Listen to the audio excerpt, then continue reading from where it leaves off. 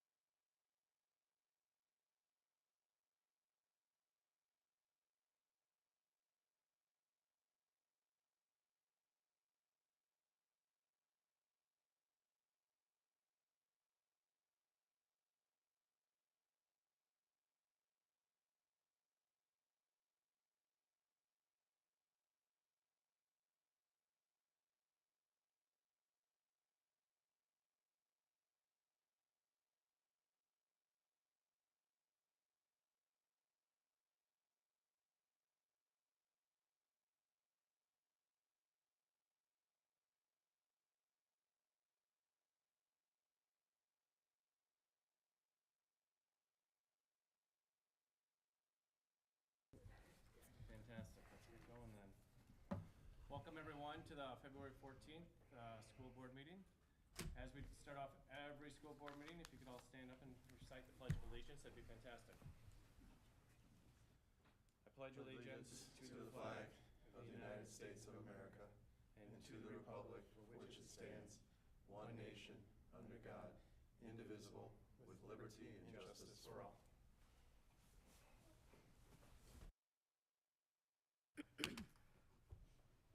First up is the approval of the agenda. Do we have any changes to the agenda? Nope.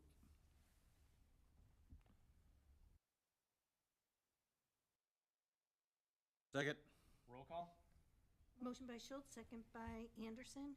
Mr. Carlson? Aye. Mr. DeMonte? Yes. Mr. Anderson? Yes. Mr. Schultz? Yes. 4 yes, motion carries.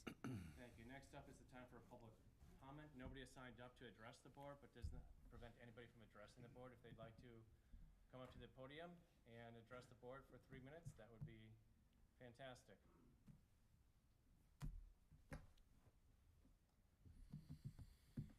I'm going to assume nobody wants to because it's the usual suspects out there tonight, so we'll just move along.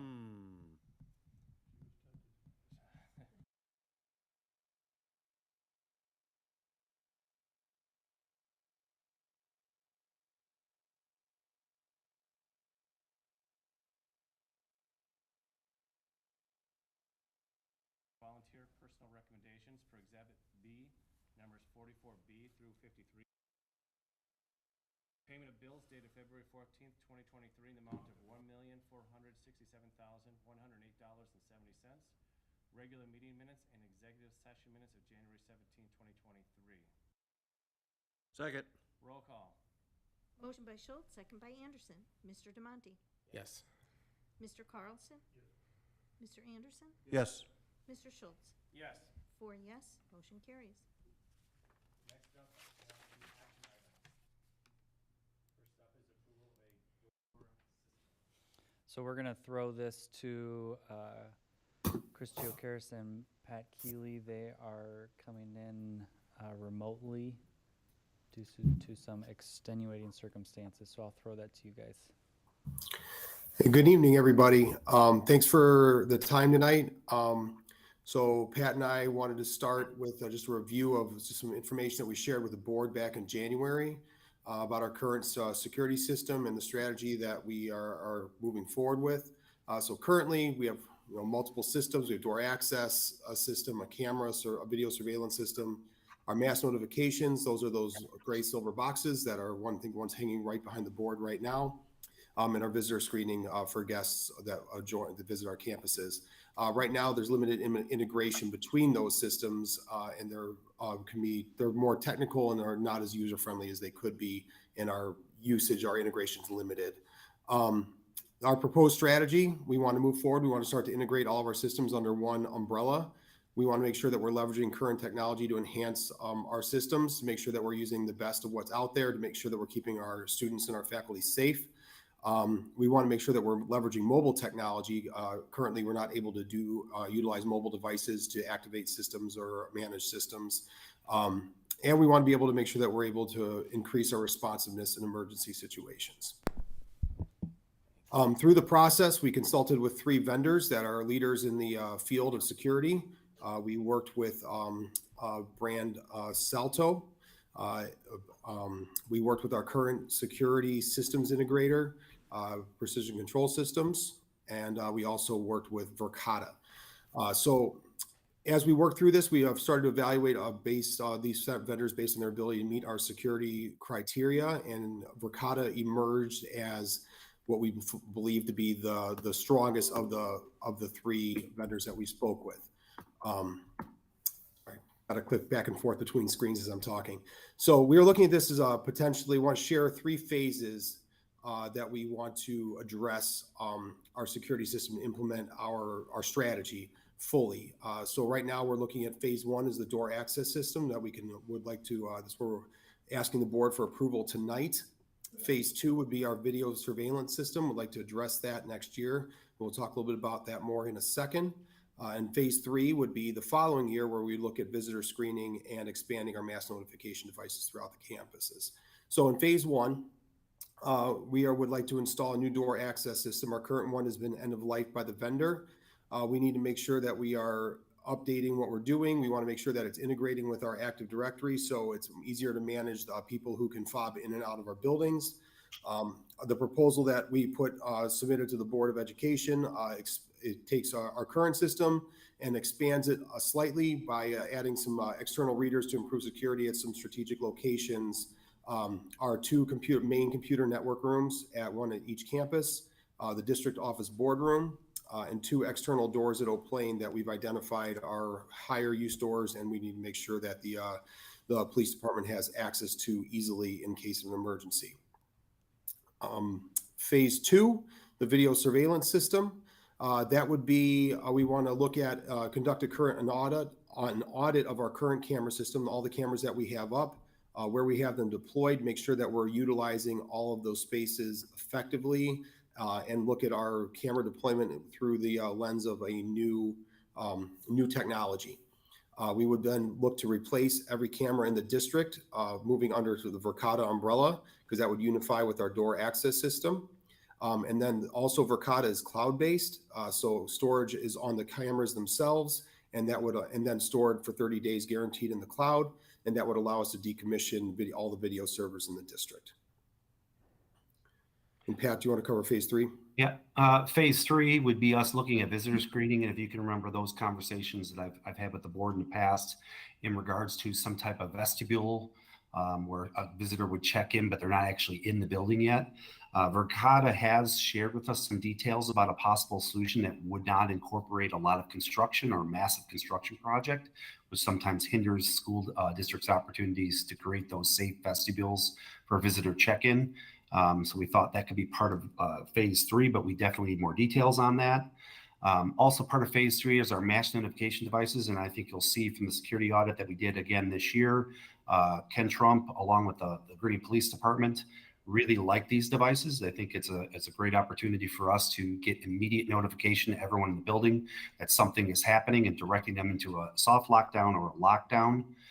So it is our hope that we can expand these devices to other areas of the building in order to increase our response, enhance our responsiveness to a situation at either building.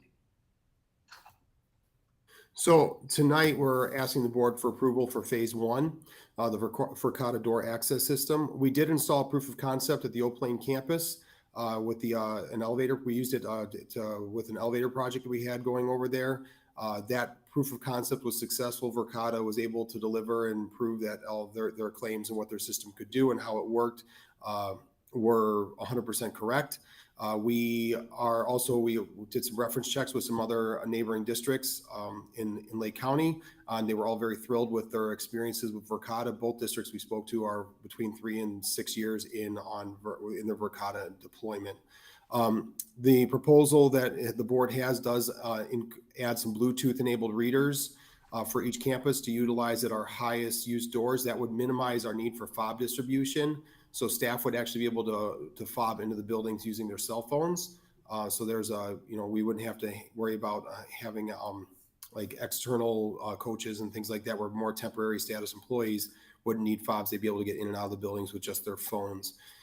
With this, we would be able to implement the door access system without interrupting our current door access system. We can actually bring them up in parallel, so we wouldn't need to take the other one down. There'd be no interruption in the door access system as we stood up the new one. Our anticipated completion would be sometime, we believe, in April, as long as the supplies can get here on time. So that's the Verkada, and the grand total for that is about $96,000 for all of the materials, labor, and then a 5-year license on the system.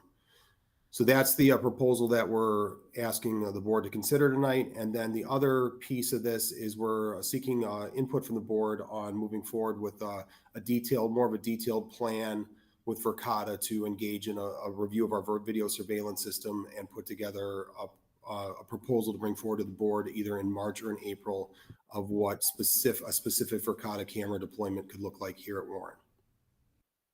Thanks, Chris and Pat. Hey, Chris, I got a couple questions. I'm in favor of all this, by the way. I'm not asking questions because I'm not in favor of it, because And I'm in favor of doing the cameras as soon as possible, so that's just me. But I have some questions on the door scanning in and scanning out and the readers, and some doors will be keyed and some doors will have readers.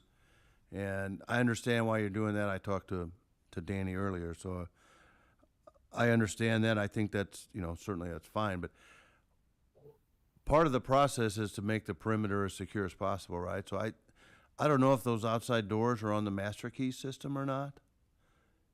If they are, they need to be taken off of that and keyed alike so that nobody can get in those doors.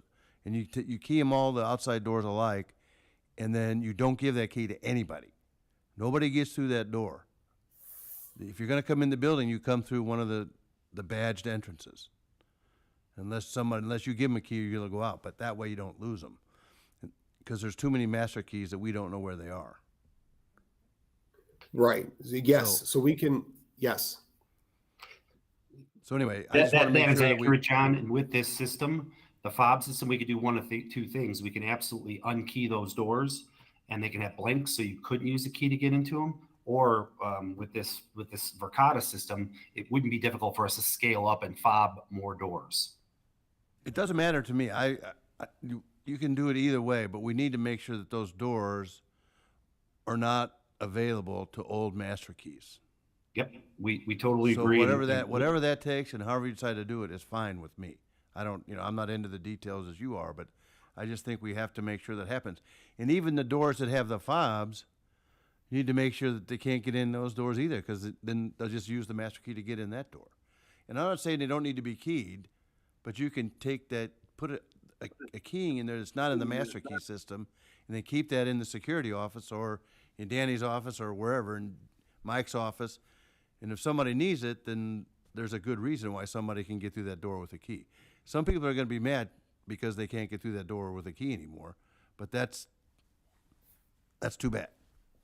You're absolutely right, John, and we will certainly bring back information to the board and look into both those possible solutions for you. Can I ask a question, or do you have more? Nope. What did you ever do a count of the differential between once you enact your plan to badge an increased number of doors and how many are left? Because this is a smaller cost than the security cameras, and the security camera cost, I will have additional questions. It's very high. But in comparison, what we're doing for the doors is much lower. And if we could expand that, I'm under the belief every external door, it's very similar to what you're thinking. Every external we can badge, we should, for a couple of reasons. One, if it's not a large number, maybe that just makes sense to do anyway. Two, if the police needed entry, we don't want them having to walk around to the front or walk around to the nearest, we want to make sure they can get in any or the closest, fastest door, which may inevitably be the one you're not badging. And two, if there was an active shooter scenario, I always think of the opposite. No shooter has ever breached a locked door. That still holds true today. Well, what if the shooter's outside and the teacher and kids need to get in? I don't want them having to walk around a building or a corner that's obscured. And like if there's a door nearby and they just need to boom, badge, get in, get the kids in, door shuts. This part of me is thinking this could be a small, relatively speaking, price to pay to get people in and get people both ways. It could be advantageous. So I'll go back to my original question. I just wanted to give a context. Do you know how many doors we're not planning on badging? Is it a small number, large number? It's a small number, Tony. When we built the quote out, we built to replace existing. I think Pat and I were talking about the other day, and we identified, I think, 2, maybe 3 doors total that could possibly be fobbed, that would make sense to be fobbed, but aren't in the quote, and we can certainly get that added in. But in general, in our district, in our buildings right now, all door access doors where that lead to hallways are fobbed. So like at Almond, for example, the arc along the behind of the building on the where on the first floor. Every single point of entry as you go along the arc is fobbed. So I think there's 4 doors along that, and they're all fobbed. A lot of the doors that aren't fobbed are like fire exits out of like the field houses, and they don't have cylinders on the outside or handles on the outside. They're just extra They fire probably exits. don't even have a pole on the door. Correct. Right. Well, I would encourage, I guess, you know where I'm going with this. I Yes. mean, if it's a small differential, let's just do it. And then if the physical key becomes less problematic, and it could be advantageous a couple different ways. But I agree with that. We can certainly talk to just review before we start to put the order in. We can review the maps with the vendor one more time and make sure that we get all the exterior doors that are, I know with poles on them, and make sure we have them. yeah, any door with a pole. Yeah, and I don't want it to stop. Like, I know tonight we're approving this, which maybe we approve it pending, like preliminary approval pending whatever we want to say, or we just approve what it is and the rest comes at administrative discretion or something like that. I don't Well, know. what we can do, Tony, and if the board's okay with it, we can, the board wants to move forward with this proposal, and then I can bring back on February 28th, I can bring back the price differential. I think it's a great idea. Yeah, I mean, it works for me. forward. Yep. Yeah, Okay. thank you. No, that's great feedback. Thank you. 2 questions, one general and one more specific. And forgive me if I missed this, but fobbed or no fobbed, is there any way centralized that you can know if somebody opens a door and lets somebody in? So with, yes. So if it's not fobbed, if somebody were, say, for example, somebody were to open a door, we have video cameras pointing at every door, and they start recording. We have a trip that it pops up a feed. The video cameras start recording as soon as the door is opened, if they key in. Now in Verkada, whenever somebody fobs in, a fob is tied to a person. And when we, so I'm just going to talk about door access for a second. So if I fob into a door with my fob or with my phone, Verkada, the back end of the system will log in what door I opened, when I opened it, and it'll have a record of that. It will also record failed openings. So if somebody tried to fob in with an unauthorized fob, it will record that as well. And if it was a fob that we deactivated, it will tell us who had that fob. Okay, well, maybe I wasn't clear enough. I'm talking about a student opening a door and letting somebody in. Do you know That which would be door, captured on, when, if a student opened a door from inside, that would be captured on our video surveillance system. do you know that real time somewhere? Only if someone's Yeah. monitoring that video Only if feed. someone's monitoring. That Correct. concerns me, but I assume that'll be addressed in upgrades of this. Which brings me to my second question. Why the phases? Is this a supply problem, or is it a money problem, or is it a you need to build on it problem, or why don't we just do So- all this? The video surveillance piece is very expensive, as Tony mentioned. So we kind of split this out into 3 phases because we want to make sure that we're doing it right. 2, we're making sure that we take our time to make sure we make good decisions and fully put together a fully thought out implementation. And really, honestly, if we move forward the video surveillance, our timeline could be as quick as we do door access in March and April, and we're turning around and doing video surveillance in July and August. Okay, you just threw me a total curve. You answered my first question and you said it was on video, but then you're telling me we need to do video surveillance in July and August. What did I not misunderstand here? So we have a video surveillance system right now. Phase 2 of our proposal is to refresh the video surveillance system. Okay, thank you. I had a question if I can ask one. And so I was wondering, so for the like the key fob itself, if it would be on the phone, is that an application like through Verkada, or how would that work? It's an application through Verkada that is only accessible to staff through our Active Directory system.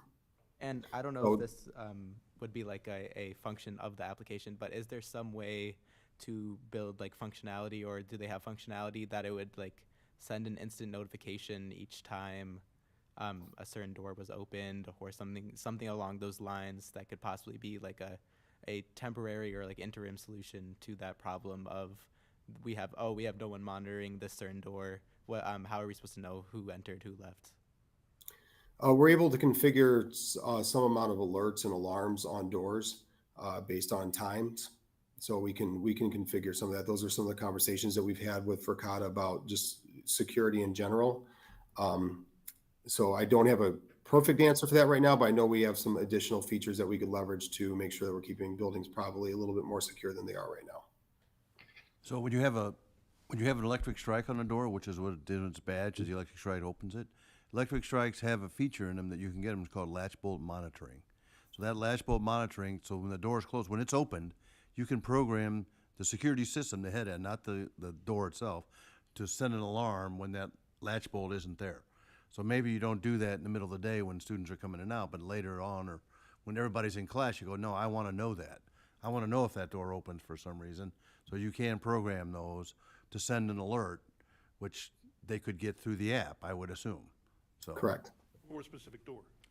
For a specific door, yes. Yeah, it's really about the software that you have installed on your server. Correct. The stuff at the door is dumb. It's just responding to the software. And all of our current hardware, other than a few fobs, all of our current hardware actually remains in place with this change. This is really just a change of the controllers and the brains of everything. The system, the brains of the system itself actually live in the cloud.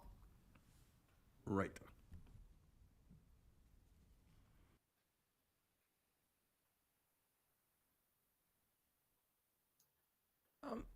So just to clarify, is there a way to see if a door is open from if a student opens a door from the inside, is there a way to see that door is open maybe during after school hours and it shouldn't be opened, or is that something that has to be viewed through the security camera system? The door access system knows when doors are open and closed. They can send an alert. Okay. Correct. It has to be told to, but it can't. It sets off. And it will, even if it's not sending an alert, it will be, there is a record of it being opened. Usually there's like a little alarm that's gets notified. The problem is there's so many false alarms that you tend to ignore the alarms. I'm assuming, people hold the door open for the next person. All of a sudden it's beyond 5 seconds, and it really requires somebody to monitor it. But yeah, everything you said, John. Any other questions? If not, I move to accept the 5-year service proposal with 22 vets for Verkada door access systems in the amount of $96,068. Sorry about that. $96,068.02. Second. Roll call. Motion by Schultz and second by Anderson. Mr. Carlson? Yes. Mr. Demonte? Yes. Mr. Anderson? Yes. Mr. Schultz? Yes. 4 yes, motion carries. Thank you. Next up are some disciplinary recommendations. I'm going to put these all together in one motion.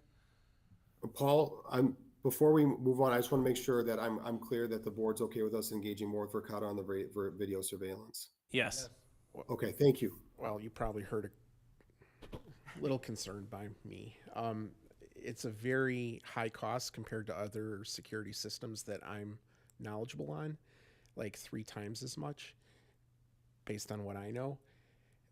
I hope there's something. So I have a slight concern with how much is being charged and getting 3 times the value.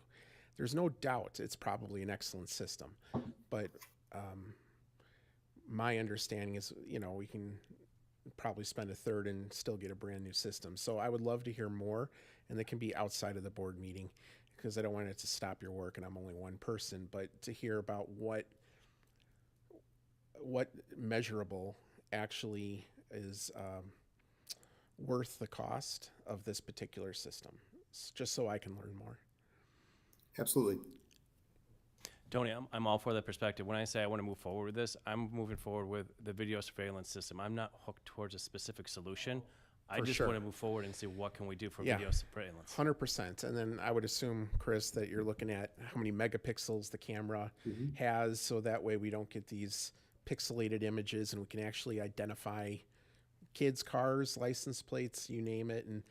And of course, as a part of this, I would assume you're going to look at every location which I think I read, which is great. And every little bit of input, meaning previous incidents, any police department recommendations, our security recommendations, our principal recommendations, dean recommendations, all of that adds together to the best strategic spots. Because one thing we all know is that when something happens, inevitably it's outside of where the camera's located.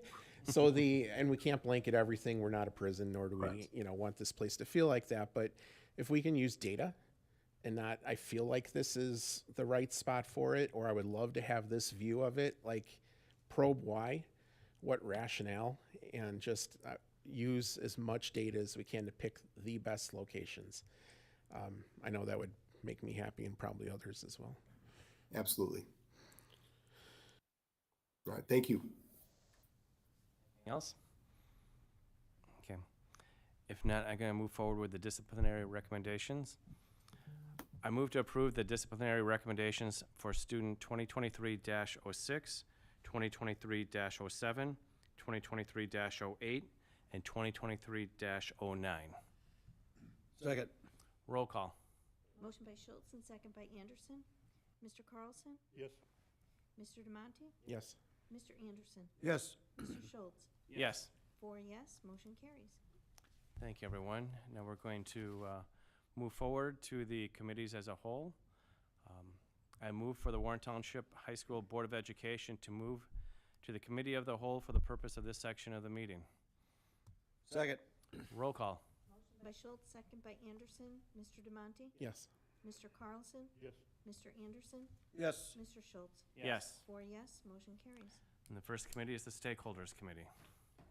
I'm gonna just lead this conversation because we got a couple board members that run this committee that weren't able to be here tonight. And again, the purpose of the committee of the whole is to engage us in conversation without a pending vote. So it opens up the conversation a little bit.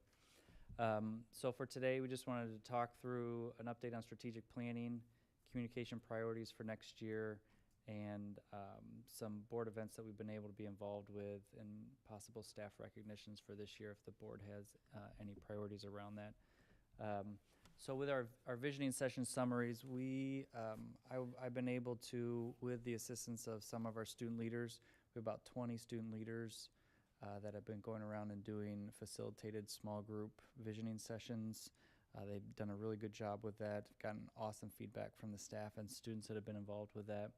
And then I think the board all has a copy of the summaries from our first round of just engagement with our stakeholders. Right now, staff and families are giving us some formal feedback through some surveys, and the students are helping us get feedback through some additional facilitated sessions. We're also looking at some lunchtime feedback options for students. But I would be curious if we could just spend a couple minutes if there are specific items within those categories that are of higher priority for board members. It would be good to know that going into the next round of planning. The feedback we've gotten, we've categorized into academic excellence, social emotional wellness, diversity, equity, and inclusion, and school improvement, meaning the processes that we use to get better as a school. So I'm curious if there are items on there that are more or less important. I'd also be curious to hear from our student leaders that are here today. Appreciate Addie and Yash are part of our steering team. And Yash is a senior and Addie's a sophomore. And so they said that they'd be happy to be here tonight just to talk with all of our topics with us.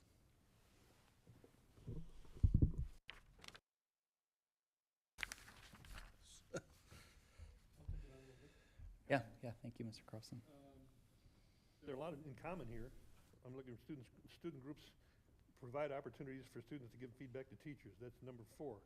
Number 10 is the same thing. Increase student opportunities to voice their opinion, make their choice for learning. I view them as the same thing. When you look at staff groups, their number 1 is the same, consistent classroom expectations. Okay, where was I? Hold students to high expectations. Their number 2 is the number 3 up. Most courses, graduation requirements are important. Word for word, the same thing the students group said. I mean, some of these things, when I read this, I'm summarizing, the students want to be able to talk to the teachers a heck of a lot more and get more feedback.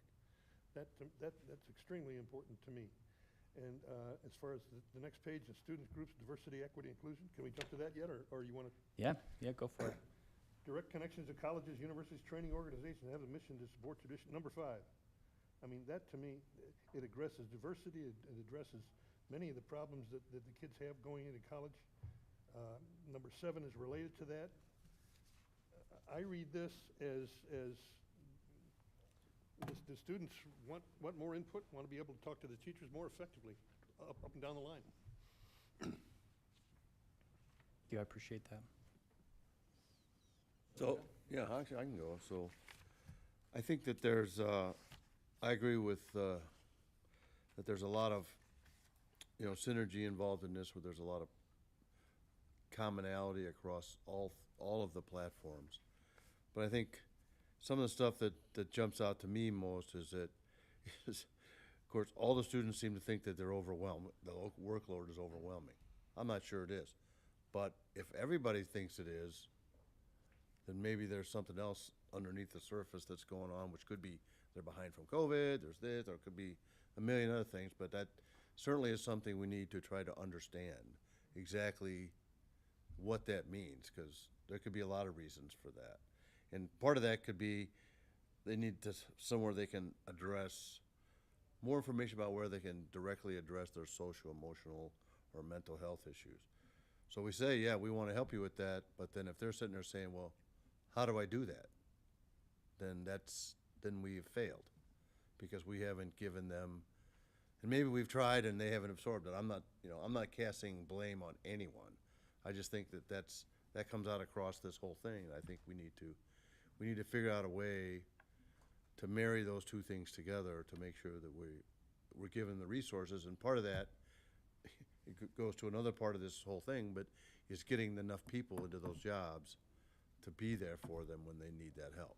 And we know we have to address that, and we have to make more people work on that. We need more people that do that. They could already be here. Maybe we need to help them with another part of their job so they don't have to do that anymore, so they can do more of this. So I think to me, that's what jumps out to me most. And the teachers want to be engaged. And I think, you've mentioned this to me before, and I think we definitely want them to be part of the solution. And I think that getting them involved, as we have already in the strategic plan, but then once you get the plan, it says, okay, we want to do this. Okay, well, how are we going to do that? That's where you need to re-engage everybody and say, this is how we're going to do it. And let them everybody have input on how we're going to do it. So I think that's all I got. Thanks, John. I've read this before a couple of times, but the 3 comments that I have that really struck out is, and John kind of touched on this, is anything we can do to give students a stronger voice in the participation in their education, I think is outstanding. I mean, because we got a lot of well-intended people structuring their education, but we need more feedback for them to see what's working and what's not working. I love the fact that there's 2 students sitting up at the board table right now. I wish this happens every board meeting going forward. I think this is a great step in the right direction. The other 2 things that struck out, and I'm going to go to the first page, is students group, ensure accountability and hold students to high expectations. I love the fact that students want to be held to high accountability. I can remember one of my kids' teachers, first day, freshman year, said, you all have A's right now. You're all A students, and I don't see a reason why that can't continue the rest of the semester. I mean, she just instilled that confidence, and right away, you're all A students, and let's keep that going. And the other thing that's mentioned a couple times is create additional students support, including investigations of alternative student day structures. Everybody learns differently, and yet school is, you go to school, you sit in a classroom, you get lectured to, you do that all day long, and then you go home. I would love to see more online education. It's not for everybody, it's not for all classes, but in certain circumstances, that could work really well. I know we've got good relationships with trade schools. I'd like to see more of that. I'd like to see more alternatives where kids can get credit for having a job, and that can actually count as classroom credit. I'll give an example, because that's what I did in high school, because classrooms weren't for me. I didn't have to take PE, and I got classroom credit for having a job. It had to fit certain criteria, and ended up being in a field that I kind of went into. And the teachers had to go to where you worked and made sure you were actually showing up to work and doing a good job. I mean, so it helps out students that aren't made for the typical 9-to-5 classroom situation, if you will. I think there's all sorts of alternative ways to learn, and it's not for everybody, but we need to investigate those. Could I make one more? Sure. I was jumping around a little bit earlier. So social and emotional wellness. Number 5, under staff groups, identify possible partners and community resources for student supports. I mean, and you just touched on that. Gurnee, this area has many, many resources that I think we should better utilize. And I don't mean to be criticizing any efforts we've made. I'm not aware of them, but I think we should be. And number 6, promote student advocacy as a modern day skill. Now, my definition of advocacy is lobbying. You stand up for who you are and your group, and you make darn sure that people like us know what you need. That's a skill, and that will serve you well in the future, and I think it's just great you're here. Speaking of student advocacy, do the two of you want to chime in on this? Yeah, so I would love to speak about how I don't think that it's just giving students a voice, but I think it's adding a synthesis between the student and even not just teacher or staff, but adult culture, in the sense that I know a lot of students I made sure to be in at least one room for each of these different topics. And what I heard the most is that students felt the most supported from teachers that they felt that they could have a daily conversation with. I think that a lot of students feel more overwhelmed when they feel like they are being authoritatively led versus facilitatively is like something that we've dived into. But I think that just finding this middle ground, not only in displaying our voice, but being heard. I think that a lot of students find a lot of value in just having the opportunity to speak to someone. And I think that also mirrors how, especially many of you talked about this, like student support and advocacy and involving students in future endeavors. And I think that that students having more information and not even just value it derived from these from the strategic planning sessions, for example, or even attending a school board meeting, but just information on the processes of change and the processes of implementation. I think a lot of students, especially that when I tried to sit into the different sessions at both Almond and Eau Plaine, I heard that that they felt that there was no change happening, but like obviously I'm aware that it's happening behind the scenes, but the students don't know that, so they feel like nothing's happening at all. And I think that's an important fact to capitalize on and make sure that students are aware of the processes that are occurring and feel that their voices and what they actually have already contributed is creating some implementation, creating some change, and creating transformations. So there isn't just your information's coming in and then it's never coming out. So do you have some suggestions on how that feedback loop can be completed to get the changes back communicated? Yeah, so I think that possibly even in addition to, we have our weekly scratch paper announcements, and I know that is one thing personally, from a student perspective, the announcements are always drowned out by student voices or by a teacher explaining something. But the scratch paper announcements is like a time to like sit back and people most of the time tend to listen because they're pretty entertaining. And even inserting some sort of message there could be an alternative or an interesting perspective to inject there, or possibly even another perspective that could be added is, especially for the students which have helped us as facilitators, especially, they're interested in being involved and opening invitations to school board meetings. I know like they're posted on the website, but students don't feel that as if it would be traditional for them to attend, essentially. Like, I think building that sense that it's not only okay, but it would be a priority to be in attendance could be just a cultural change that I think could be helpful to build that synthesis. Thank you. Yeah, I'd like to add to that. I feel like things that I've heard when I've done student facilitation is that a lot of students are worried that students are going to start advocating for themselves, start having these conversations between students and teachers, and then nothing's going to happen. I think a lot of students feel like that has happened pretty often in the past, and so they don't even want to start doing these things because they're afraid, like, oh, we're gonna, people are saying that we're gonna start doing A, B, and C, and then it's just gonna be, we're gonna be seniors, and then none of this is ever gonna happen. So I think a lot of it is not just, first, just getting the student voices, but also making sure that students know, like, hey, we are serious about doing this. And honestly, that might start with people knowing about the board. I'm sure if I asked even 10 students in any of my classes, like, hey, did you know that there was a board meeting last night? They'd be like, no, I don't even know what the board is or what the board does or who's on it or anything of the sort. So I think it's going to start with getting those voices and then also like letting them know, like, hey, this stuff is happening. And hey, if you want to come to the next board meeting and figure out what the board does and what we're doing behind the scenes, that could be really helpful. And we could also definitely start utilizing social media. I know a lot of the stuff about the board is on the website, but I'll be very honest, many students do not access the website nor know how to even navigate it.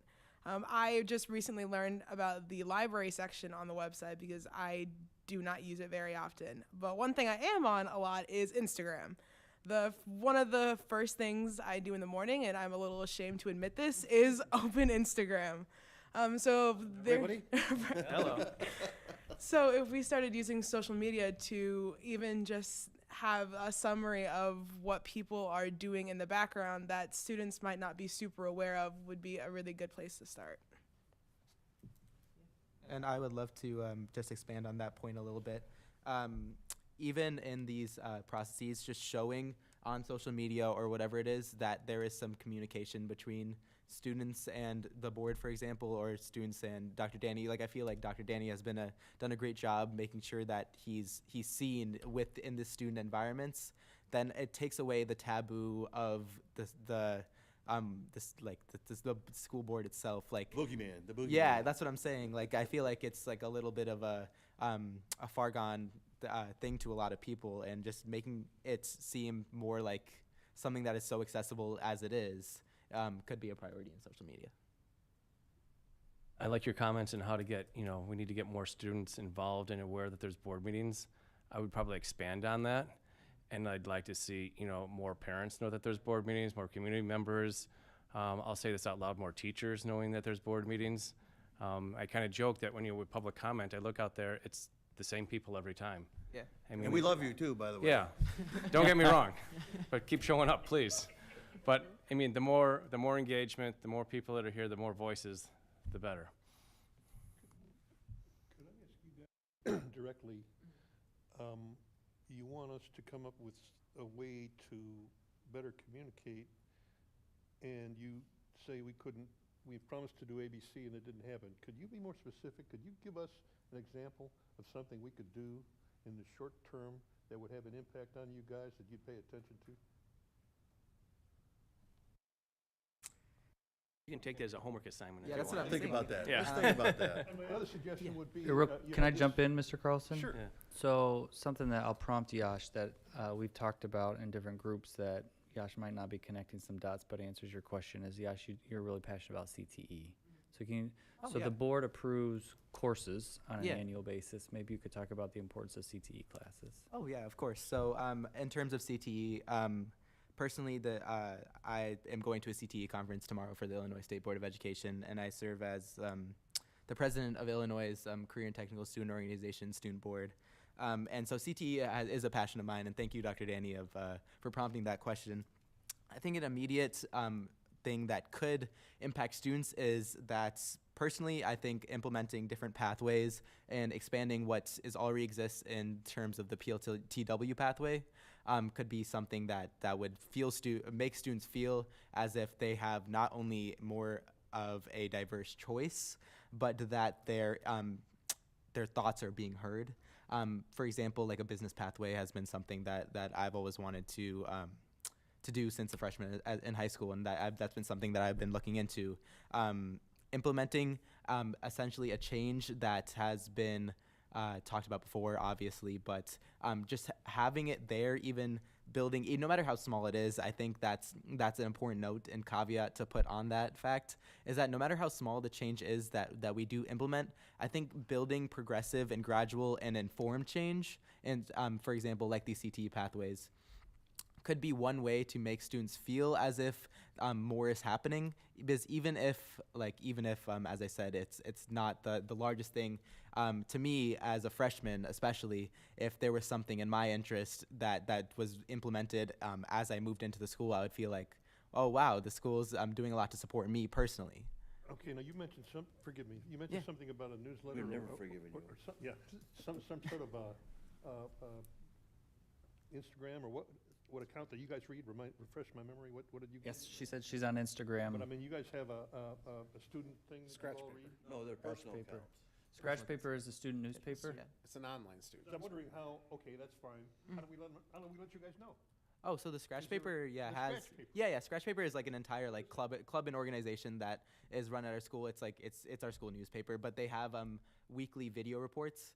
And so these weekly video reports, so in replacement for announcements, it's on student activities and also student achievements. So it highlights students and processes that are going on with our different activities and sports once a week. And Put the CTE on Scratch Paper. yeah, essentially, yeah. Thank you.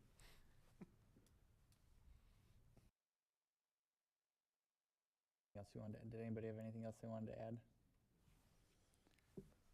Okay. I do have a slide here about communication priorities. Really appreciate the discussion around strategic planning.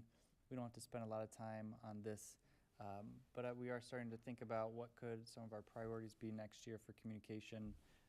We did update the website theme and have a communications position halftime. I appreciate that. We're continuing to work on consolidating and professionalizing our communication to parents. We have a lot of work yet to do on updating our website content. Next year, things I'm considering are, in addition to getting better at what we've been working at this year, an all-community mailer, better partnerships with the foundation. I know there was some patterns during the referendum about, as board members getting out into the community, we might want to talk about, even if each board member has one speaking engagement during the year, and I can partner with you on that to just get out in the community and hear voices in the community. We might want to look into some formal review of our marketing and branding and our images.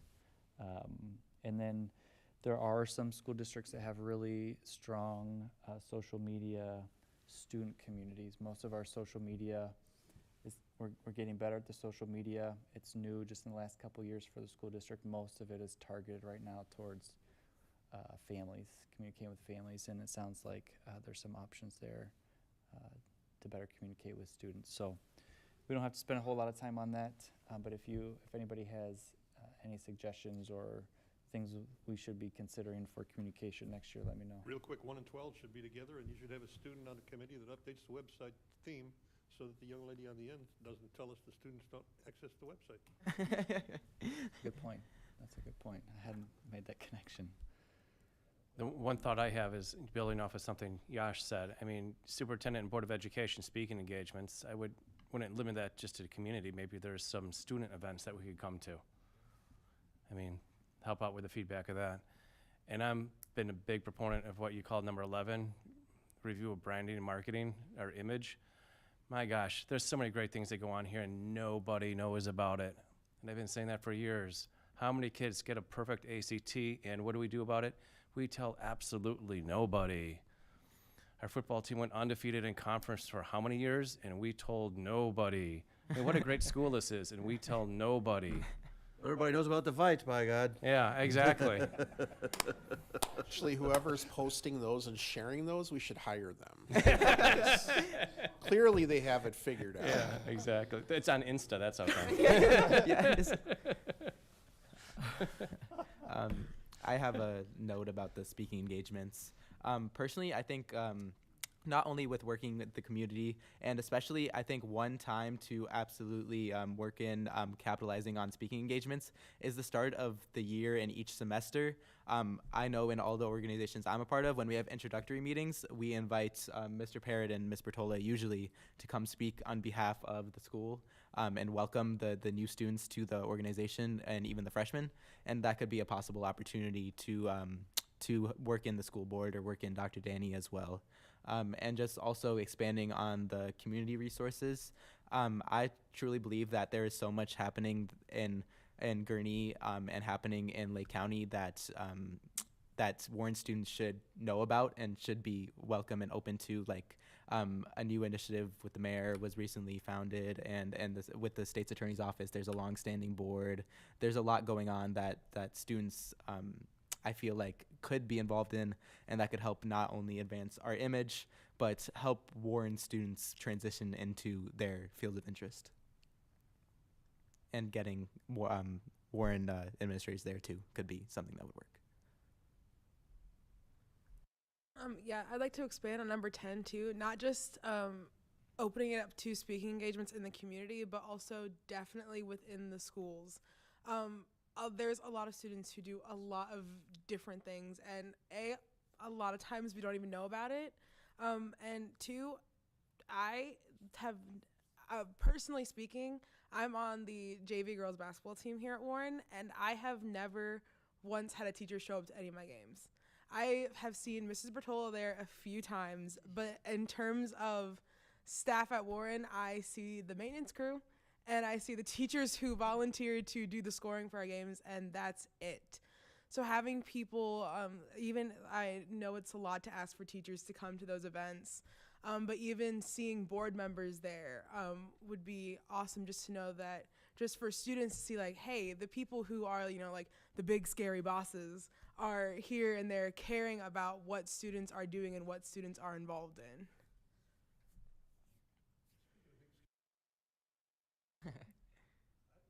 This is an aside, but the question, I attended one of the what do you call the meetings, Danny,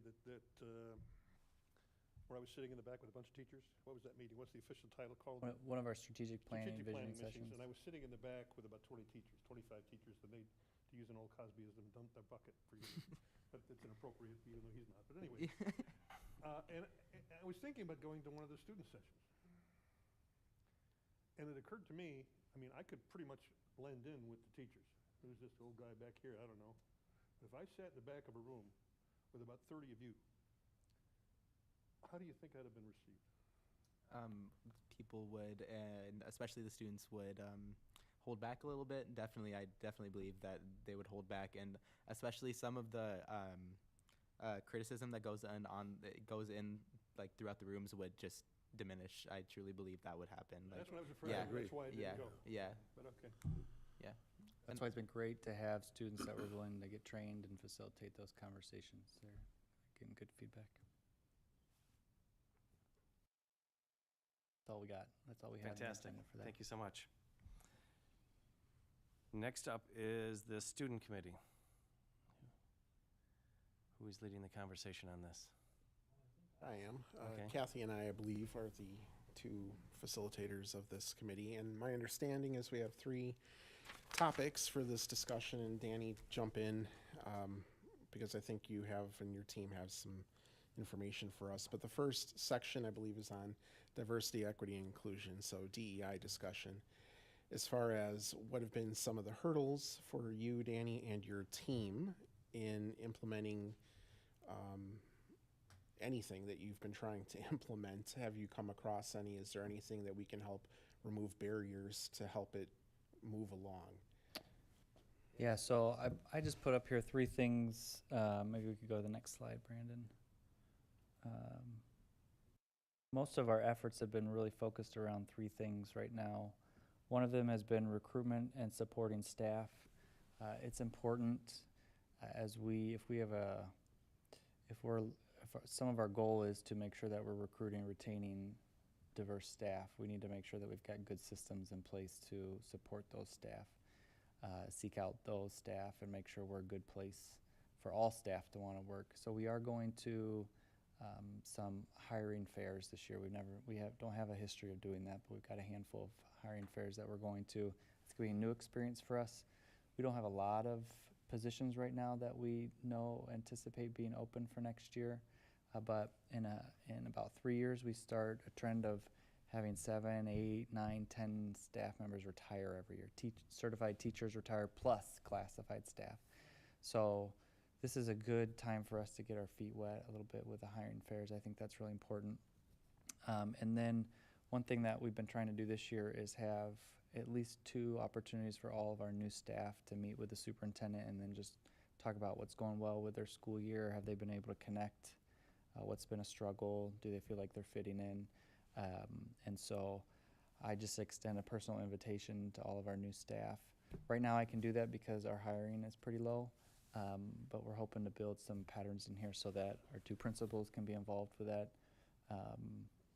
Is that new staff or non-tenured staff? Just newly So hired first staff. year, First newly year. hired. Yeah, newly hired Okay. staff. So that has worked pretty well. Those are 2 things that are going well. There was a lot this year, a lot of effort put into a professional development plan for staff and administration. So we partnered with Carthage College, and they have an urban education department that's been helping us put together, provide, and deliver training. About half of this training is happening with our staff, and about half of it's is just with the administrative team. And that's been a hurdle for us. If some of our employees have received that very well, some of our employees are it's hard for them. And so I think there's a handful of different reasons why that's hard for them. Some of it is that our staff are still struggling with some residual COVID type things. Student behavior in most high schools around the country is difficult. And so they're having a hard time getting their brain in a place of what can I do in my classroom to support these types of initiatives. I want to, but I'm really frustrated right now with student behavior. And so to be honest, that professional development has been, it just hasn't been received very well by everybody. We're trying to figure out what we can do better to make sure that resonates with everybody and that's useful for everybody. We've got a couple more session dates coming up. There's definitely been some hurdles there, and we need to think about how to do it differently next year. We are working really hard to get student and staff engagement in some of our efforts this year, and I think that's a really important. If you look at any framework or research around diversity, equity, inclusion, a lot of it has to do with making sure you get everybody at the table. It doesn't matter what diversity, equity, or inclusion means for you. If you want to get diverse perspectives, talk about equity, and include people, you have to include them. And so some of what we've been doing with strategic planning is a model for that. And part of strategic planning probably is going to come, if you look through the school improvement pages on there, you'll see a lot of desire for increased voice, not only from staff, but also from students. So that's going to be a culture change. So I think I anticipate a lot of hurdles coming up. Right now everybody's excited about that, but that's difficult. So probably I would say our hurdle right now, our toughest spot right now has been professional development, and I see moving forward it's going to be tough to change the culture from into a more inclusive conversation type of culture. Some of your hurdles of including everybody's voice have already, like through your efforts of strategic planning this year, I know I think a few of us have heard multiple comments about how well that's been received. So just opening it up to as many people as you can, I think was a big shift, and I loved all the suggestions, and that was everybody's perspective. I didn't add much to it. I mean, that's how they feel. So, and probably many of those things were of equal importance depending on who you ask. So, but just the factor that you just shifted the whole strategic planning process, even that I knew of, and did this, I think was a start to what hopefully is a long-standing kind of theme of how we just make it broad instead of a small committee.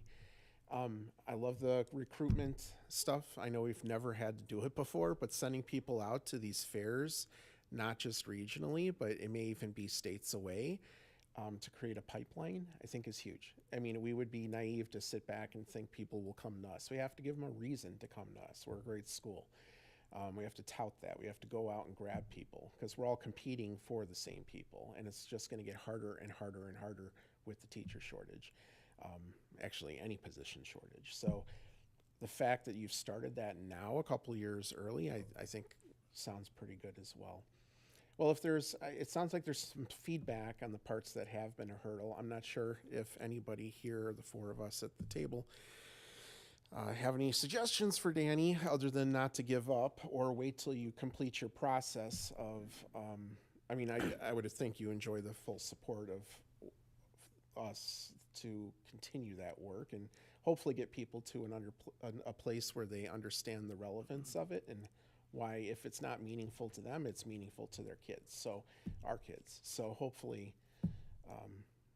that work continues. And is there anyone out of the four of us here that has anything to add to that hurdle piece? I'd like to see the recruitment. I'd like to see grow your own. I'd like to see these two That's people the on other the end way. come back and teach at Warren someday. Yeah. And I'd like to give them a path to do it. Well, It's it a could, long-term deal, but it works. and Steven, it could be a variety of different pathways. It could be our kids coming back to pass their knowledge on to and inspire them to the next generation of kids that are here. Or it could be our paraprofessional positions that we grab and grow our own through supporting them with coursework or mentoring or the student teaching experience. Maybe they're subbing, maybe it Scholarships, doubles. Yeah. Money. So like we can create this pathway probably a variety of different ways. Sure. But I mean, I'm just thinking back 55 years ago when I was in high school. Did they have Instagram back then, They, Steve? we had fax machines. They didn't have cameras back then. Not fax machines. I'm just kidding. What's the word? Mimeograph. Mimeograph machines. Yeah, I was gonna say fax machines. I But don't I'm know. just, yeah, fax machines, that was old too. Those have gone out too. But there were a few teachers in Maine West from the class of 67 that actually grew up in Des Plaines and taught there. They had instant credibility. Like, whoa, you went to school here? I mean, I would like to see us develop that. Well, and that also holds true to the profession of teaching. Like we want our kids to see it. We want everyone to see that it's the noble profession that it is, and people need to go into it instead of it getting, you know, not a pretty reputation on media and other Goes into- neighborhoods and such. It's a great profession. It's a noble profession, and I think it'd be a great one for our kids to go into. Supporting them and appreciating them. Yeah, yeah. So moving on, I think the next section. Can I throw one more comment in Oh, here? yeah, Is that please okay? do. I didn't mean to cut you off. One thing that I think is good to just recognize is there are some hurdles here. This is difficult. I think symbolic of how this will probably this is just a difficult thing for school districts is that when we did our planning sessions, students and staff self-select into the groups that they feel like they're most interested in or have the most to say or would most likely like to be involved in. And this isn't, I'm not saying this to critique anybody, but the interest level for diversity, equity, inclusion, that group is the lowest out of all the four groups with staff, but with the students, it's the highest interest level. So we do have a generational gap almost in interest level and passion around some of these topics. And so as an organization, that's probably where we have the widest gap. Everybody seems on the same page around voice. We all want to be involved. Everybody seems to be on the same page around academic excellence, social emotional learning, and wellness. When we get to the diversity, this is where we have a gap and trying to serve the needs of students while at the same time recognizing where staff is at is probably going to be one of our larger hurdles moving forward. Very interesting. I'm assuming part of that gap is because our student body is much more diverse than our teachers. Yeah, I don't think it's ill-intentioned. Yeah, Like no, most I'm not staff- saying that. I'm just saying Yeah. I think most staff want to. There's just a different perspective that they're bringing to the table. sometimes it's hard to relate to a situation that you've never been part of. So, Danny, did you have any more on this topic, or should we move on to the key performance indicators? Okay. Do you have a slide for that from the same slide that was in our board packet? Yes, yeah. Okay. Brandon, we can move forward. Yep, thank you. So, do you want to set the stage, or do you want me to talk, or how do you want to? I'm happy to set the stage, but I'll defer if you'd like to. No, I did do some looking at the data as well as data from other districts. But why don't you set the stage and then I'll. So make this my is just an comments. example of possible key indicators. Part of the strategic planning process, when we get done with this and the board approves a process, the board has to, whether it's they want to approve that key indicators as part of the strategic plan or separately approve that, it's going to be important that you define how you want to measure progress. So I have some examples of possible key indicators here. There are things like, are freshmen on track? CTE concentrators is about what Yash was mentioning. Like, do we have a pathway of courses that students can take? We could be looking at students and staff engagement levels, the perception around the school. We could be looking at achievement gaps in different areas. So this is really just meant to start the conversation, and I'm curious what the board is interested in measuring long term. Couple thoughts on this. I'm used to the administration actually recommending the key performance indicators, not us, because you're going to know what you're working on a lot more specifically. I did notice, I just care, and I think maybe others do too, that it's just being measured in some way. So it's not enough to say we hope we make this goal. We have to measure to meet the goal. So accountability is important for us as the community liaisons, as well as I think people just to know. If they don't know what to achieve, then how do they know if they're going to make it? So I think metrics in general have to exist. What those are, we could debate. I did notice something about the academic, and I'll maybe turn and talk to my fellow board members here. When I searched that data, and then I went to IllinoisReportCard.com and punched in a couple from other districts, unfortunately, our data is not in a place where we should be. In fact, in some respects, you can see on this slide, and it was represented in other data as well, we were actually a little less than the state average, which I think of us as above state average. So there's a disconnect. My perception of Warren is different than what the data is showing compared to states. So to me, there's some clear goals that need to be worked on, because we have kids, we have staff, we have things that are, in my opinion, above the state average. So I'm not sure where that disconnect is, but as they develop them academically, we got some growing to do. Social emotional, I'm not quite sure unless maybe this is a Pat Keeley question, I'm not sure if he's still on. Do we participate in using Panorama or any kind of metric? I think we do. Yes, we do. We Okay. did start using Panorama last year, and we've got some Okay. baseline data now for So you do Panorama. have some Correct. social emotional data. Hopefully that makes it to our social workers as well, in case there's some outlying situations of kids that maybe could use some support. But there seems like some data there. Your DEI work, that's a hard one to measure, other than perception. So I know there's some hurdles there, as we just talked about, but I'm not sure unless it's training, conferences, initiatives, involvement. That's a metric that'll be interesting to measure. And then employee engagement, this one, there's definitely a dichotomy there, or not a dichotomy, but there's a differential there that we want to see increase. So I'm hoping that could be maybe represented of just past and not to, maybe that's not to indicate what it is going to be going forward based on what we're seeing and hearing. But those were my initial thoughts, but opening to other people's thoughts on KPIs. How do we hold us accountable? I'm a big fan of KPIs, but that's because I Yeah. live with them every single Yeah, day. I know that about you too.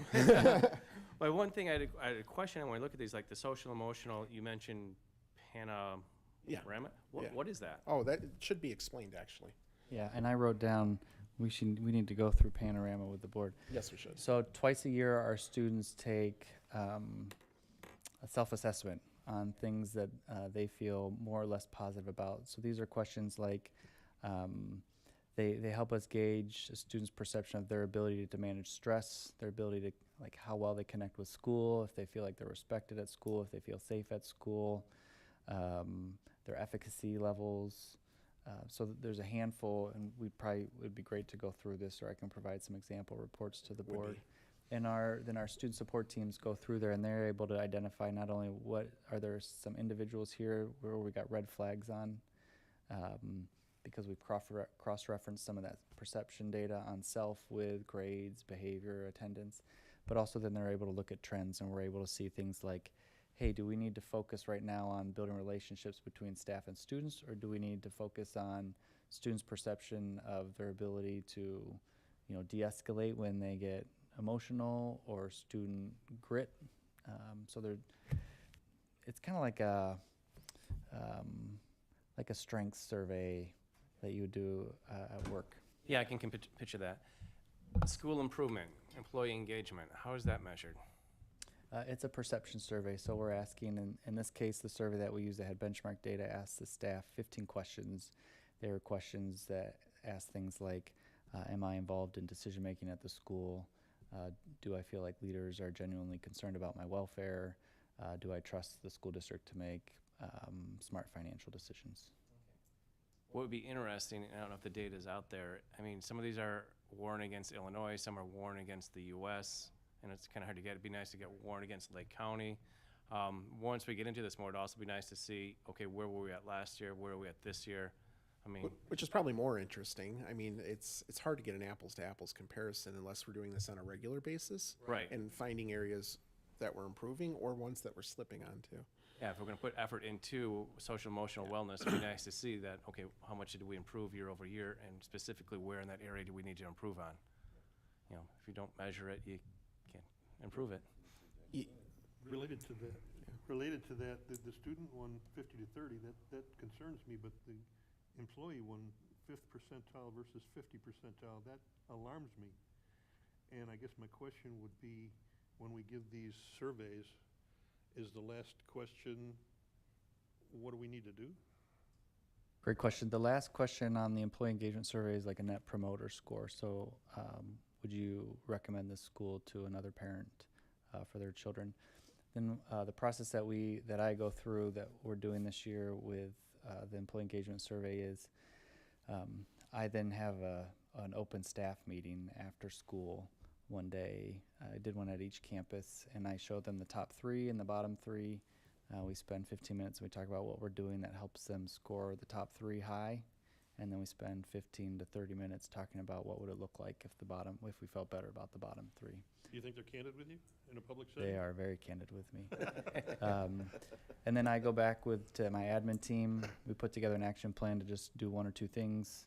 Last month we met with some lead teachers to talk about the action plan. They said tweak a little bit, so we're working on version 2 of that action plan.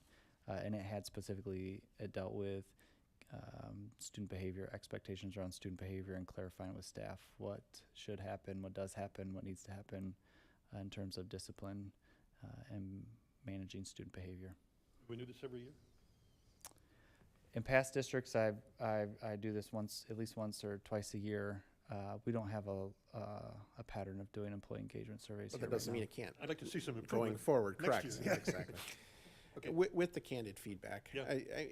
as long as it's also taken with perspective as well, because there are going to be situations that maybe staff are unfortunately not going to agree with, but just have to happen due to regulations, whatever. Yeah. I also sometimes worry, the feedback's good and I'm glad they're listening to you, but I also like healthy communication channels as well. So I would encourage our staff to always speak with their immediate supervisor, whoever that is, and there's a chain too. So the feedback's good, but we also want to maintain protocol as well in order to have a good, healthy organization. So I would hope that continues as we continue to give voice. So it's just, it can be a byproduct. I don't think it will be an issue here, but can sometimes happen as well. Is there any other questions on KPIs other than we need them and probably suggested to us, and they should be attainable? No? John? No? Nope. Okay. It's all good. Should we move on to the third section, or do you have more to? Nope, that's great. All right. So it looks like Dr. Danny wants some feedback here, but this could be a relatively short discussion. I'll explain. So data to consider for next year's staffing priorities. This is what it is, our realities, because they had to be on the left, just for a variety of reasons, but mostly the fact that our student population had been dropping, so proportionally so. And then we had some staff onto the right, and the first thing I ran to, I was concerned about that number 12. So I decided to go to my friend, the Illinois report card, where I looked at ratios of administrator to students, and we are woefully understaffed even administratively, which is a crazy thing to think of because usually that's the mantra that you hear. No, we're actually, even though that was added, we are still woefully understaffed administratively, so that made me feel a little better. And things like the communication, we talked about that. Well, we kind of had to not have a position, but it didn't do us justice by not having it. So everything from the referendum to everything we talked about today. So we could all agree that that's probably a great addition and actually came through our strategic planning process last time. So in any case, you can, some of those others, I was like, oh, ed tech secretary. Well, that makes a lot of sense if you get rid of the ed tech director and the assistant ed tech director, right? So a lot of this stuff, it's like, oh, it's the right column doesn't feel as bad to me. People need psychologists. We have kids in crisis and kids who need testing and that kind of thing. So, but we also have to be cautious for a couple reasons. As far as one, it's always best to have administrative positions staff positions come from the administration as far as what they identify as being needed too. We have the strat plan process that's in play. That may need to be based off of what's recommended out of that. We may need to have FTE to back up those recommendations, so it might even be premature. 3, we have these referendum dollars, and we have positions that we said we would bring back that I think we need to bring back, and that's not up for debate. But anything outside of that, until we bring back those positions, have a finalized strategic plan, it might, I guess where I'm going is be a little premature to even sit here and debate about what positions we want to see back, unless there's something that you guys really want to kind of get off your chest and say, it's not on the radar, but we really should have it. So I'll open it up to the 3 of you. Well, I agree completely with what you said. I think that it's because we're going through strategic planning, we have other things that are in flux, to just randomly add more people back now without knowing how we want to go about these things Right. is probably not the best timing.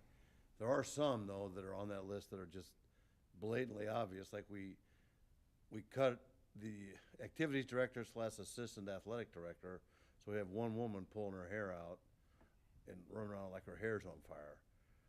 I mean, we're woefully understaffed, and we said we're gonna bring back athletics. So not only is she understaffed, we added more stuff back into the system. So I think there's, adding the stuff, what I'm saying in a roundabout sort of way, is adding the things back in that we said we were going to, we need to do.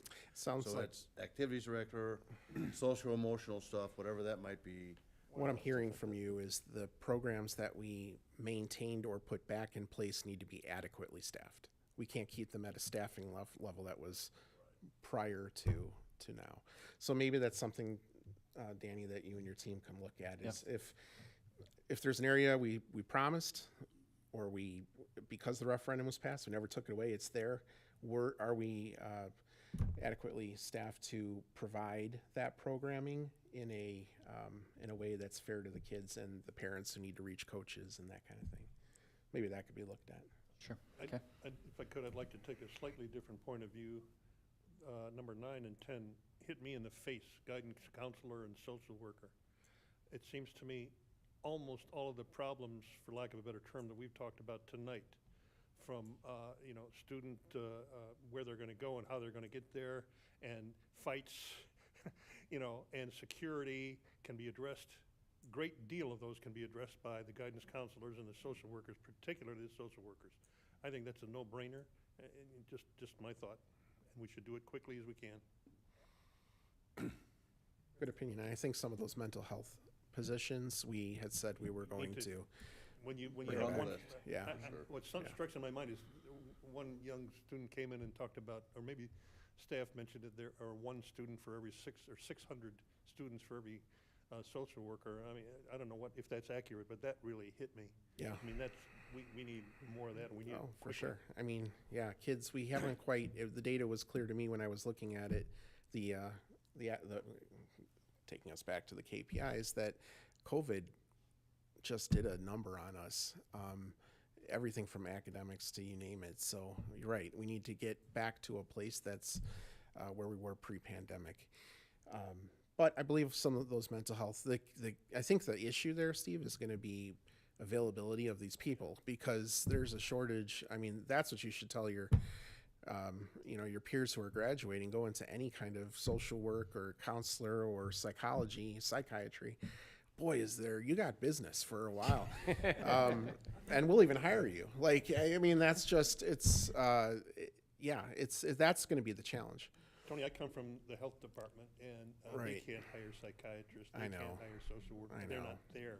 I So, know. I mean, to be fair, but I mean, and I don't want to say throw money at it, but we need to be competitive in Yeah. those. in But I those think that's how positions. you have to look at things from a different perspective sometimes, that, yes, we need more guidance counselors, or yes, we need more of this. Well, then let's figure out a way to make the people we have more time to do that kind of work, to be more time to be engaged with students, less time doing paperwork or whatever, Right. other parts of their job that are required, and they're important. I'm not saying they're not important, but if somebody else might be able to do that. You bring they up a could do good something point. else. Take the administrative burden off of them. That's it. The administrative burden off of highly trained people who could be working with our kids instead of completing paperwork. The other way of looking at it is the tier system. If we look at our, tier 1 kind of supports and things that we're doing for kids, we may not need as many of those second tier or third tier supports in place for targeted groups of kids. Maybe there's something overall that we can be doing for the student population that would help negate some of that and kind of lower it. But anyway, that's all I have on this. Did you guys have any? Not to be simplistic about it, but it seems to me, if you have motivated, dedicated, long-term professional teachers, you're going to handle a whole lot of those problems. For sure. All right. I think that does it for the student committee, unless the students have something to say. Just for something to add to that, one of the main complaints that arised in many of the rooms is exactly what you were mentioning, is number 9 and 10. Number 9 and 10 was the focus of many of our students, and I think they are also, as you said, they are unaware of the big decline in the staffing problem. But I feel like students feel that they don't gain, they're not provided the adequate amount of time or the adequate amount of consideration as they should from their guidance counselor and social workers. And having that consideration in terms of adequately, like as you said, adequately staffing what is become in turn replaced and returned from the after effects of COVID and from the after effects of the referendum would be a priority, and for our students as well. I just want to add that the student body does notice these things. Like, we do definitely notice the lack of staffing in certain areas. It's not something that, like, a lot of times things happen in the school that students don't really know about, but this is something that we definitely notice, especially just from last year to this year. At O'Plain, we had resource rooms last year for each of the core subjects that students could go to at any period of the day, and even after school some days, and just ask a teacher who was in that area for help. And this year there wasn't enough staff to have those resource rooms. And that comes down to, like, a lot of the support is that there were these things, and now that there's not enough staff, there aren't these things. And those of us who are, moving through, like, obviously the incoming freshmen don't know what we had, but, like, my grade, all of us sophomores know what we had and we know what we lost. So we see these things.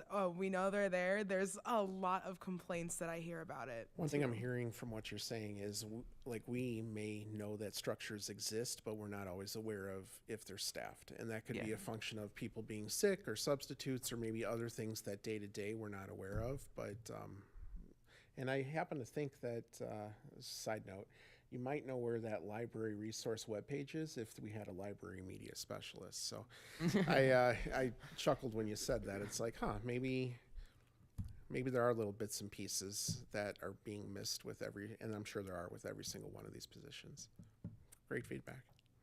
And one other note, I don't know the feasibility, but having like students involved in the student committee would be pretty helpful, I would think. Yeah. Very good. consider you two the first two members. I don't think we have enough to do. Yeah, so I think that's it, Danny. Ready to move on to the Operations Committee. Is that you, John? Alrighty. Budget process first. This is our budget process as it now exists. Well, it was up there for a second. Brandon leaned on it. But so we start in January every year, directing to begin a new budget. Staffing plan in February, which is where we are now. So I think we have, it seems to me that's almost a little bit late. We could start in December or something earlier if we wanted to. Because if you're trying to decide what your staffing is, but you're just starting in January, it seems like there's not a lot of time to really discuss that or make, variations in it. And usually, we have to decide in March is when you're starting to try to hire people, March, April. So I think that the rest of it seems fine. It's a lot of that's required by law, and you have to do it in a certain way. And I don't think that's a problem. I think the front end of it, if we would tweak anything, we might move the front end earlier just a little bit to give us more time to anticipate. Yeah, that makes or sense. discuss more, or me come back and you go, oh my God, we have this problem, but if we're doing that in February, then it's not a lot of time to make adjustments. But other than that, I think the process is fine. Unless somebody else. Actually, you brought up something I didn't even think of. The February staffing plan for next year, as staff are becoming harder and harder to find, and I'm hearing recruitment and then fighting for people. Is there not a good reason to back that up, or does it connect with our what is it called when we put staff into groups and release? Why February? Should that be backed up? Can be. I mean, we don't even start till January, so February would be the first month we could do it, so we have to back everything. I'm guessing they can't start working until we approve the positions, or you do it as anticipated. I don't know how you guys operate. And it would be best if we don't have to post positions as anticipated. And it is better to start earlier in the year. Sometimes even if we have open positions, as we talked about open positions, we might have open positions, and if we know a position is coming next year, there might be people graduating in December that would be willing to jump in mid-year. So definitely starting the process a month or two earlier, maybe immediately after the budget's approved, then we go ahead and get into planning for next year would probably be helpful. Graduate in December, you just hire them in January. You always find something for people to do, especially around here. Yeah, so just move the beginning earlier and see if we can start our staffing plan a little bit earlier. Although we should know way before then what we need anyway, but. Okay. And facility projects is one of our favorite topics about spending money on non-educational issues. But, so there's another chart in there about spending our money on facilities, and as you know, we're doing the roof on Old Plain this year, and then there's some other life safety work, and there's some asbestos abatement, which I was unaware of, but I guess. So this is just an anticipated cost. So we're anticipating there'll Roofs? be some type of asbestos Yeah. that comes through, yeah. Yeah, And, okay. and if DLA is starting some work, they might give us a heads up, even if we're waiting for a final report in October. They might give us a heads up on some work. Yeah, DLA is gonna do the assessment of the facilities and give us some feedback on what what needs to be done the soonest, and maybe what can go behind us a little bit. And then Jeff Masters, who's a new guy we have, who's our construction consultant, is also gonna do some work with our maintenance department to help us understand things that may or may not need to be done. So that's the easy part. Then there's this likely future work, and there's these, talk about sticker shock. When I looked Push at, that into three, John. when I looked at the rest of the Old Plain work is gonna be $10.5 million on the roof, I about choked. I had to have the Heimlich maneuver. I was going, oh my God. But it was never that high before. That's like 4 times. So I think, Mike, can you pull your mic down? Sorry. We had preliminary estimates from Chuck Crowley back in 2019. yeah, And then again, updated in 22, and then now in 23, and the roofing has gone up. Just to give you a general idea, if we would have replaced the roofs over at Old Plain back in 2019, we could anticipate anywhere from $35 to $40 a square foot, depending on the severity and where the location is. This last contractual bid through Van Doren came back anywhere from $66 to $73 a square foot. And that was the lowest. okay, well, How much time does the 3 phases entail? Each summer. really, it's just, yeah, by year, and some of it we may put off or something. Who Any knows, chance this but- could go down sometime Yes. in the future? Yeah, I mean, it's always a chance that if people start needing work again, someday, maybe, then everything goes down. You know, they're bidding stuff like they don't want to work, which is always a problem. Some of, most of the companies that we've reached out to, especially roofing companies, actually had 2 years of almost backlogged roofs that were in their book of business already, so they were at capacity. So we're gonna There's do a few something other for the things next on, 2 years? yeah, I mean, when we get there, we get there. I mean, next year we'll get bids. If we don't wanna do it, we won't do it. I mean, it's, the other ones on here, I think that are gonna come up to be a little more, the fire alarm notification, I mean, that, you gotta have that. The stadium turf and the press box at Old Plain, I mean, that's gonna have to be done sometime. The locker room at Old Plain should be condemned any day now, as far as I'm concerned, but. But we need, I would really like to know, I know that's an estimate, but I'd like to have our DLA actually put some pencil on that and find out, because that may be 12 million, we don't know at this point. I mean, that number's pretty old too. I mean, that was the last time we had it estimated. 19 number. So I think we need to understand, we just need to understand what it's gonna be, so, because it has to get on the schedule at some point. It just has to. Yep. I mean, there's no question about that. And I think the sooner the better, because I think, but anyway. Yeah, and our hope is that, I think it is a good idea, and I appreciate the board pushing us on, let's get a third party to come in here and help us prioritize this. So if we get that back in October, we're hoping that we can pretty quickly turn around and say, okay, we've got it, here's a priority list. Let's start talking about work for next summer as fast as possible so we can get that going. Okay, that's a good plan. Okay, As far as the locker room, Danny took me on a tour a month or 2 ago. I mean, they don't even have benches to sit down and get dressed. I mean, you're right, it's a disaster.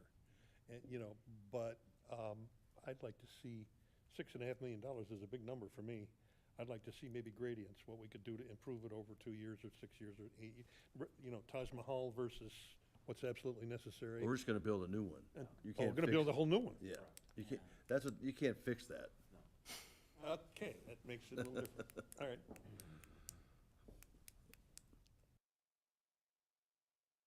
That's the thought process anyway, so. All right, I think that covers that, and then, the facilities, timeline, or the fees, that's the other one. So these are the fees we charge to use our facility. Class 1 is student organizations or nonprofits and stuff like that. Class 2 is people that are a little less needy, and Class 3 are people that have money. Businesses or somebody like the basketball team that uses the Vipers or somebody like that, they're paying a fee to use they're paying for it. Like if we have a travel volleyball or travel soccer or somebody like that wants to use our facility, I mean, they have to have the insurance, they have to do all the right stuff, but they don't get charged a fee for using the facility. And I think that should continue. Whether we want to charge the other Class 2 and 3 more money, I mean, that's certainly up for conversation. I mean, Yeah, and for both the student fees and the facility fees, my question is the same, is we eventually need to come back to you with a proposal. Are you looking for us to increase incrementally, keep the same, increase by a large amount? And we can go back and run numbers with that kind of perspective. Is there a relationship between the fees and the cost? What does it cost to clean up the gym after somebody rents it or anything? That doesn't matter? So these are pretty, just arbitrary? Yeah, pretty much. Okay. I think we're, Class 2 is pretty arbitrary, yeah. And then Class 3 actually takes care of some cleaning, custodial, or maintenance and/or security staff that would be for an outside third-party rental. And are we looking for people to come in, or are we looking to keep people out? Do we care? yeah, generally with class 1 and class 2, I think we're recognizing that there's some benefit to the school community if we can promote and support these. It's always good to let the community use their schools. I Yes, mean, they helped for free, us. yes, yeah. Absolutely, they pay Yep. taxes. It's we are their school. Is just, whether they send kids here or not. So it is a benefit to all. The question, I think, comes in if we're also not a rental place. Like, we have our own staffing issues going on. My question only better stated. Yeah, we may not have the staffing ability to continue to do what we're doing, or what first comes to mind is staff increases, like staff pay benefits have just skyrocketed, yet we've kept this the same. It's like if we have to have a custodian on site and empty the trash and make sure people are in or out, I'm willing to bet from whenever inception of that cost happened that their pay probably went up quite a bit. So I would just, $100 a day. is it a day? Yeah. Yeah. Okay. Okay. That's So pretty cheap. I mean, had I known That's like that, free. I would have moved my kid's birthday graduation party to Warren Township High School. He probably wouldn't have liked it, but it was What, a lot. no Chuck E. Cheese? Oh no, man, that's like a lot less than what I paid for his graduation party. Yeah. Very minimal amount. It is. It really is. And those are the people that can pay. So I guess my feedback, John, is just For what it's Yeah. worth, my neighborhood I live in, Granwood Park, has a community center. Yeah. And it's like $700, $800, for the Yeah. evening to rent a place. Yeah. So, I mean, that's very inexpensive. Typically for like a Class 3 rental or something along the lines, it's usually a lot more involved, a lot more in depth, a lot more resources coming from the district to staff it, to get it to go, and is it per day? That's day. it's for a given space for a given period of time. Yeah, So, but if they want it for 5 hours, they get it for 5 hours. If it's, students come first, obviously, and if Oh, it's yes, available, of yeah. course. It has to be I have available. I less get all that. sympathy for for-profit companies than I do for partner organizations, is the best way for me to word it. I agree with that. Even with partner organizations, I still think we should at least be covering our costs, because even our feeder programs are for-profit. Yeah. You know what? So if they're for-profit, why are we helping fund their programs? Well, and this goes back to the promise of running this place in a way that we got money coming in, doesn't mean we're gonna, I think we need to be a lot more cautious in how we charge. I think we even identified this as an area that we needed to increase multiple times, so. Yep. I'm pretty sure we've already landed on, right, increasing? It's just, what is it? Especially class 2 and class 3, Yeah. for sure. It's just a matter of what it would be. All right. Come back with a recommendation, I guess. I think that's. What about student fees? Do you have any feedback on student fees? I think the student fees are good right now. I mean, Okay. we just lowered them, right? So. Yep. I like them. Person to tell you when you need her. He's looking to increase these anywhere. No, No. no, Yeah. no increase. Yeah. Okay, thank you. I have one, I want to go back before we get off this, from staffing. There was something that we kind of kicked around a couple times, but it's, Mike spent a lot of time last year making sure our families that deserve services were signed up for services. And I mean, he spent a lot of time contacting him, sending him emails, following up. And I'm sure Mike was very good at it. But I think we can pay somebody a lot less than we're paying Mike to do that work, and then he can do something else for us, which may be even more valuable to the district. But we definitely need to keep those people signed up, because that's what, that helps us with our state funding. Helps them. And it helps families too. Yeah. It's a win-win. So, Yeah. and it's a win-win, and they're signed up at our feeder districts, but they found out they weren't signed up here, which we thought was very strange. And so Mike went to work on it, and so now I just soon he not continue to spend his time doing that. Yeah. But if we can add somebody who could do that part-time and maybe help out with accounts payable too, or whatever, in the business office to facilitate that, I think that would be money well spent that would, you know, Would pay for itself. help our And some. families and pay for itself, Yeah. right? It would be a win-win-win across. In reference to student fees, and I'm unfamiliar with what they used to be, and I don't know what promises we made for the referendum in terms of student fees. Are these current, or are we Those- going to reduce them, or have we? We or- did reduce them. These are the Okay. reduced Third of fees. what they The used to. registration fee was like $600. I was just gonna say, you could easily blow $1,000 per kid on this, Yeah. you know. Well, it was more than, it was like double that.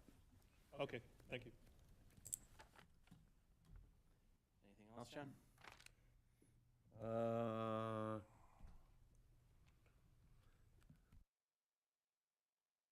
That would be the logo. No.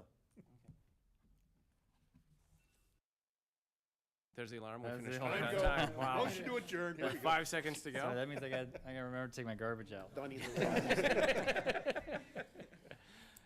And with that, I move to adjourn the committee of the whole and reconvene the regular meeting. Second. Roll call. Motion by Schultz, second by Anderson. Mr. Carlson? Yes. Mr. Demonte? Yes. Mr. Anderson? Yes. Mr. Schultz? Yes. 4 yes, motion carries. Thank you. And next up, I move to adjourn the meeting. Second. Roll call. Motion by Schultz, second by Carlson. Mr. Anderson? Yes. Mr. Demonte? Yes. Mr. Carlson? Yes. Mr. Schultz? Yes. 4 yes, motion carries. Thank you, everyone. Stay healthy, stay safe. I forgot 2 things, damn it. Yeah, I know.